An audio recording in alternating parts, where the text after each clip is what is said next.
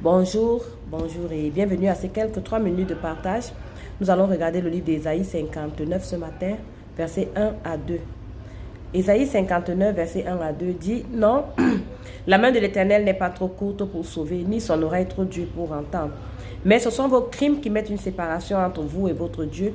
Ce sont vos péchés qui vous cachent sa face et l'empêchent de vous écouter. » La Bible nous dit ce matin que ce sont nos crimes, ce sont nos péchés qui font en sorte que Dieu ne nous écoute pas, qu'il ne puisse pas nous exaucer. Et comme on a toujours eu à dire, d'où est venu le péché? Le péché est venu dans le livre de Genèse chapitre 2, le verset 17, lorsque Dieu a commandé à Adam de ne pas manger l'arbre de la connaissance du bien et du mal. Alors lorsque Adam a mangé l'arbre de la connaissance du bien et du mal, c'est comme ça qu'il y a eu séparation, n'est-ce pas, entre nous et Dieu. Et cette séparation est de telle sorte que lorsque nous prions même à Dieu, la Bible dit que Dieu ne nous exauce pas. Ça veut dire que pour que Dieu puisse nous écouter, pour qu'il puisse nous écouter, la première chose, c'est que le péché doit d'abord être enlevé. Et ce péché ne peut pas être enlevé par toi, ça ne peut pas être enlevé par moi, ça ne peut pas être enlevé par nous parce que nous n'avons pas la force d'enlever un péché qui est en nous.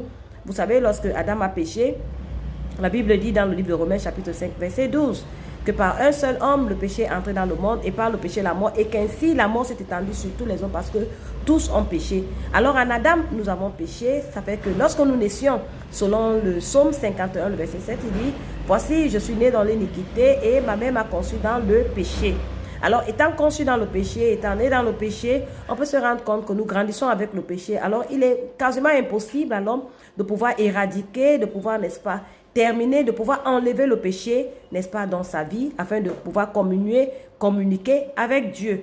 Alors, pour que le péché soit enlevé, on peut voir ça dans le livre de Jean chapitre 1, le verset 29, qui dit voici l'agneau de Dieu qui ôte le péché du monde.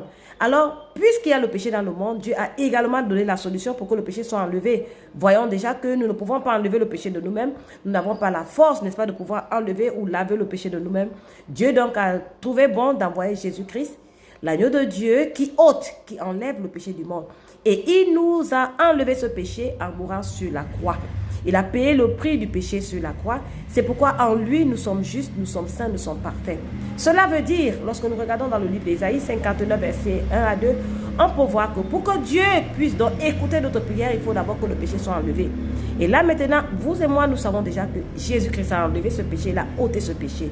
Une fois le péché enlevé, nous devenons saints, nous devenons justes, nous devenons parfaits. Maintenant, nous pouvons rétablir la communion, la communication avec Dieu. C'est pourquoi Jésus-Christ a dit qu'il est le chemin, il est la vérité et il est la vie et que nul ne vient au Père que par lui. Alors sur ce, si tu as écouté, il est temps pour toi aussi d'être juste, saint et parfait afin de pouvoir